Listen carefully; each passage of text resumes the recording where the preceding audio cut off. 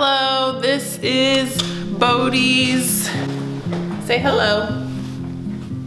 Hello. This is Bodie's 16-month update. He's not gonna stay in this update for very long, only because he is super active right now, and sitting in this one spot is not gonna, he doesn't wanna sit up, so I'll just show you.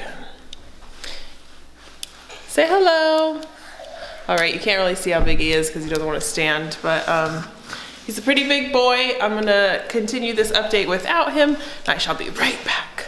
Alrighty, so this is, like I said, his 16-month update. He doesn't have a doctor's appointment again until he's 18 months, so these will be his 15-month stats, but you'll get the idea. So he was 99 percentile in his height and his weight, which is good because that means he went up, because he kind of dropped off the height percentile at his year appointment. He was like in the 73 percentile, but he's back to 99, so he is at 28 pounds and 13 ounces. Again, this was a month ago, so he's probably a little more now. And he was 35.5 inches tall, so almost 3 feet tall.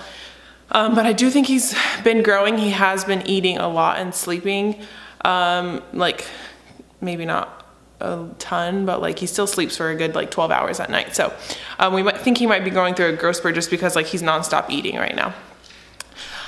He walks, obviously. He's not like the most stable walker, but he can like walk on his own now. We still follow him around because we're a little scared of him, of just, I mean, it's our first baby, so whenever he falls, we get like a little, especially like our house is not like really baby proof, so there are like chairs and like hard objects that he can fall into, so we do follow him around quite a bit in the house still. Like, we're not comfortable just to let him go walk off on his own because we have tile floor, which I think is another reason, like why he's not like the most, I mean, like I think he started walking a little bit late was what I'm saying.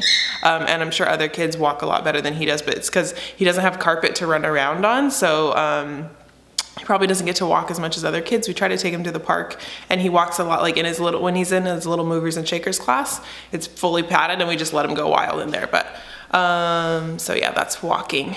Talking, he doesn't really say too many like fully developed words yet, but I would say he does say like definitely mama, dada.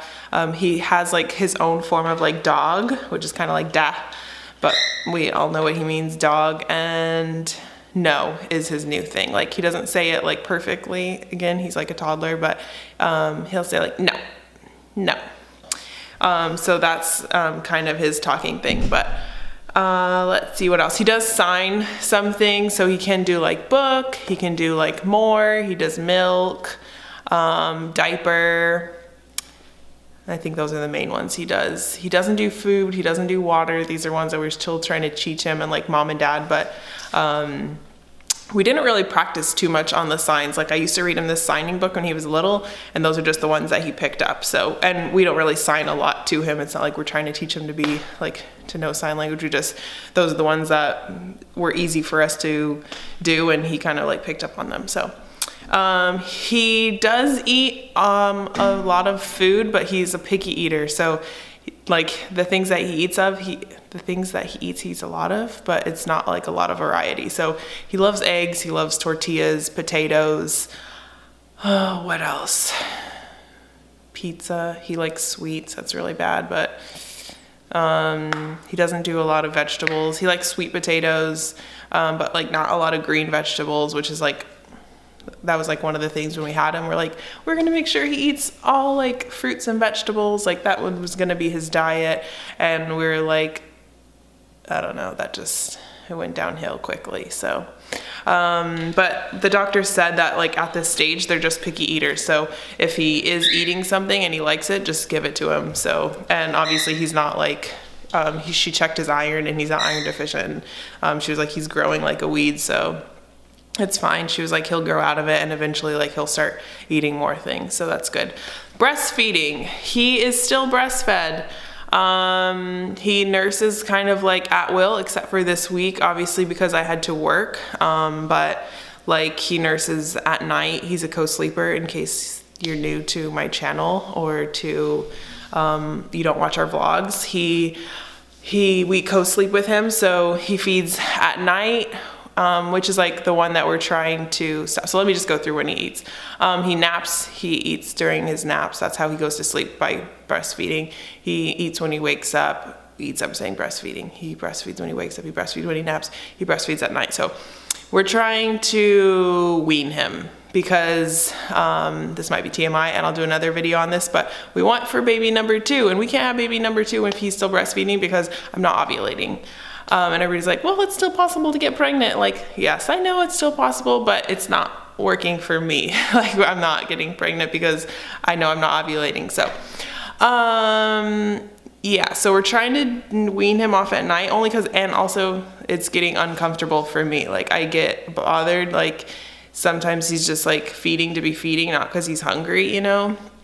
If you've breastfed babies, you know what I'm talking about. And it's just, it's getting like, I'm like, ugh, I want you to get off. But then if I like pull him off too soon, he wakes up and it's like a whole mess. So I'm ready to be sleeping on my own is what I'm saying.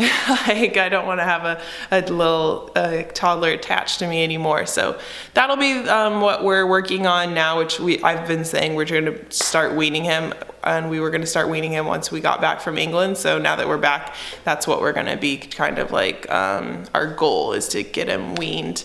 He'll still probably co-sleep, but we're gonna put a mattress next to our bed, I think is what we decided on. And yeah, so if you have any comments or like suggestions as to what you did, if you had a co-sleeping breastfeeding toddler, I am so open to suggestions because I'm just not looking forward to this at all.